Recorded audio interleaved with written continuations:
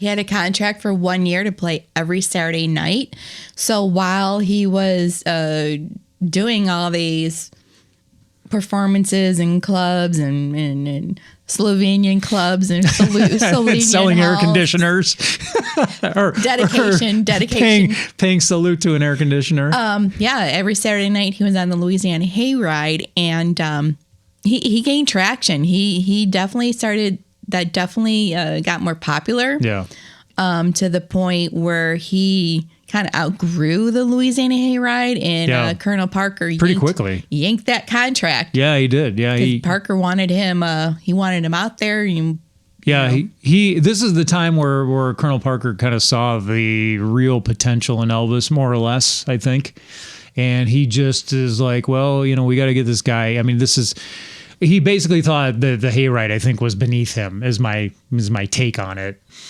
It was popular down south, but that was pretty much it for the most part, I think. I don't think it was popular up north. You also had the fact that it was kind of like a country style based, I think. Mm-hmm. And you had, then you have this young rockabilly crazy kid with Scotty Moore driving the beat. Yep. But this was also a time, though, that they brought in DJ Fontana.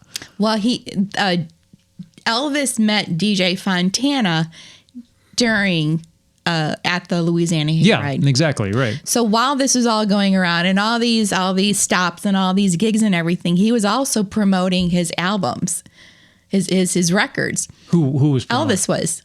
Oh, right. Okay, gotcha. And so he stopped at WROX, and he introduced himself to a DJ named Early Wright, a Black African-American radio station in Clarksdale, Mississippi. Yeah. And Elvis went to him and introduced himself and said, would you mind playing my record? Yeah. And it was a hit.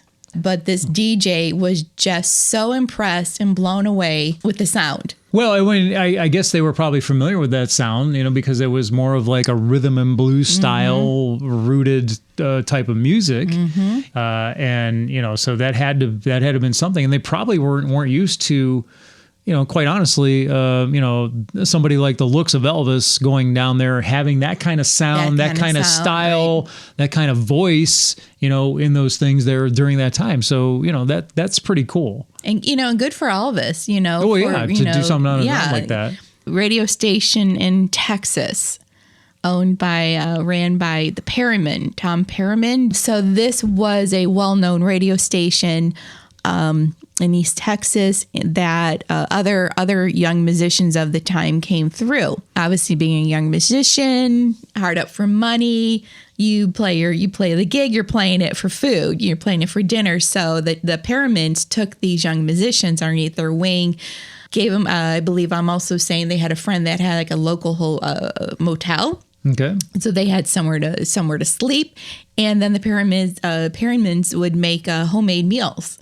So really? So the young musicians would have, old-fashioned home-cooked meals. With the thing about, you're on the road, 220.